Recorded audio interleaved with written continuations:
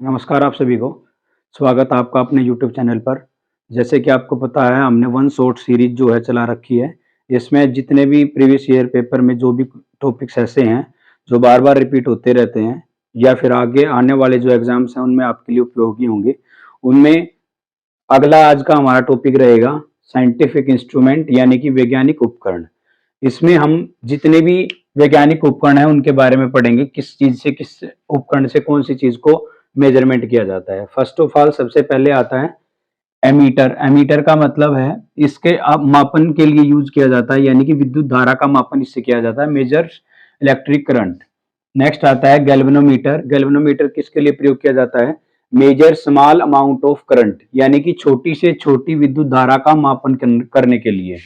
Next आता है anemometer. Anemometer किसके लिए प्रयोग किया जाता है? Measure speed force of wind, हवा की चाल और बल मापने के लिए। हवा की चाल का और बल का मापन करने के लिए एनीमोमीटर का प्रयोग किया जाता है। नेक्स्ट आता है बैरोमीटर। बैरोमीटर किसको मापने के लिए प्रयोग किया जाता है? मेजर्स एटमॉस्फेरिक प्रेशर, यानी कि वायुमंडलीय दाब मापने के लिए हम किसका प्रयोग करते हैं? बैरोमीटर का। नेक्स्ट आता है क्रिस्कोग्राफ। क्रिस्कोग्राफ किसके लिए प्रयोग किया जाता है? मेजर ग्रोथ ऑफ प्लांट, यानी कि पौधों की वृद्धि का मापन करने के लिए क्रिस्कोग्राफ का प्रयोग करते हैं। नेक्स्ट आता है बोलोमीटर। बोलोमीटर का प्रयोग किया जाता है मेजर रेडियंट एनर्जी, यानी कि विकिरण ऊर्जा का मापन करने के लिए। नेक्स्ट आता है पायरोमीटर। पायरोमीटर किसके लिए प्रयोग किया जाता है? मेजर हाई सरफेस टेंशन, यानी कि उच्च पृष्ठ तापमान को मापने के लिए हम किसका प्रयोग करेंगे? पायरोमीटर का। नेक्स्ट आता है फेदोमीटर। फेदोमीटर का प्रयोग किसके लिए करते हैं? मेजर डेप्थ ऑफ सी, यानी कि समुद्र की गहराई को मापन करने के लिए हम किसका प्रयोग करेंगे? फेदोमीटर का। नेक्स्ट आता है हाइड्रोफोन। हाइड्रोफोन किसके लिए प्रयोग किया जाता है? पानी में ध्वनि की तरंग का मापन करने के लिए, यानी कि measure sound wave under water, पानी में ध्वनि की तरंग का मापन। नेक्स्ट आता है ईसीजी, यानी कि इलेक्ट्रोकार्डियोग्राफ। इसका प्रयोग किया जाता है heart beat of human body, यानी कि मानव शरीर के हृदय की दर को मापने के लिए। नेक्स्ट आता है सिस्मोग्राफ। सिस्मोग्राफ किसके लिए प्रयोग किया जाता है? मेजर्स इंटेंसिटी ऑफ अर्थक्वेक, यानी कि भूकंप की तीव्रता का मापन करने के लिए। इसके लिए एक स्केल भी होता है जिसका नाम होता है Richter scale. Richter scale, Richter scale, इसके ऊपर तीव्रता मापी जाती है, कितनी तीव्रता का भूकंप आया है, ये चीज मापने के लिए।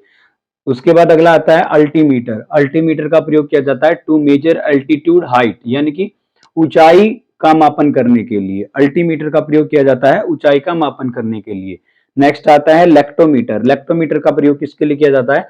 प्योरिटी ऑफ मिल्क, यानी कि दूध की शुद्धता का मापन करने के लिए। दूध की शुद्धता का मापन करने के लिए किसका प्रयोग करेंगे?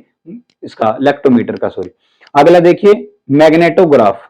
मैग्नेटोग्राफ मेजर्स मैग्नेटिक फील्ड, यानी कि चुंबकीय क्षेत्र का मापन करने के लिए। यानी कि कोई भी चीज ऐसी है, मान लो दो मैग्नेट हैं, वो दो मैग्नेट के बीच में कितना फील्ड बनता है, कितना इतना क्षेत्र है, उस क्षेत्र को मापने के लिए मैग्नेटोग्राफ का प्रयोग किया जाता है।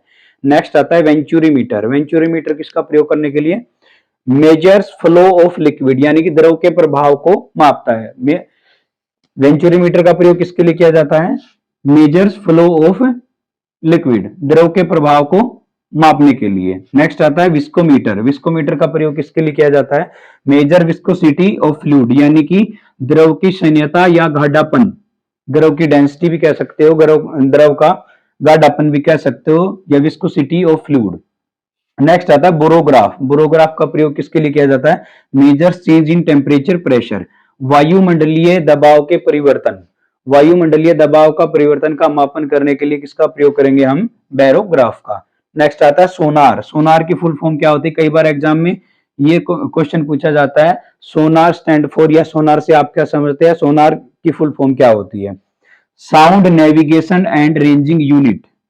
Sound navigation and ranging unit, यानी कि ध्वनि के तरंगों से हम किसी भी प्रकार की ऊंचाई या किसी भी प्रकार की गहराई का मापन हम करते हैं। इसमें कौन सा प्रिंसिपल यूज होता है? ध्वनि का, यानी कि साउंड वेव का प्रिंसिपल यूज होगा। नेक्स्ट आता है रडार।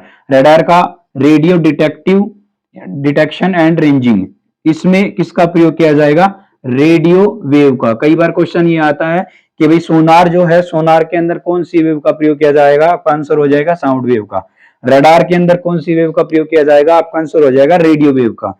नेक्स्ट आता है बेटा फोटोमीटर। फोटोमीटर का मतलब टू लाइट सोर्सेज कंपेयर्ड, यानी कि दो लाइट के सोर्स हैं ए एंड बी, अगर आपको उन दोनों के बीच में उनकी इंटेंसिटी या उनकी फ्लक्स या उनकी ज्योति तीव्रता या कोई भी चीज ऐसी है जिनसे आपको उनको कंपेरिजन करना है, यानी कि दो लाइट के सोर्स हैं, उन दोनों लाइट के सोर्स को आपस में कंपेयर करना है, तो हम कौन से मीटर का प्रयोग करेंगे? आंसर आ जाएगा फोटोमीटर।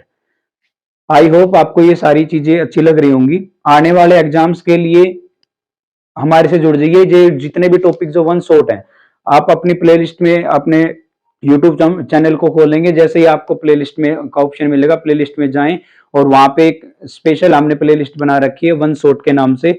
उसके अंदर जितने भी रिपीटेड टॉपिक्स होते हैं उन सबको वन शॉट में क्लियर करने का मेरा पूरा पूरा प्रयास है, जो आपके लिए काफी हेल्पफुल होगा। आने वाली चीजों के लिए या आने वाले एग्जाम्स के लिए प्रिपरेशन के लिए हमारे से जुड़ जाइए, चैनल को सब्सक्राइब कर लीजिए, और कोई भी किसी प्रकार की समस्या हो तो हमें हम कमेंट में मेंशन करके बता दीजिए। आने वाले परीक्षाओं में हम आपका पूरा सहयोग करेंगे।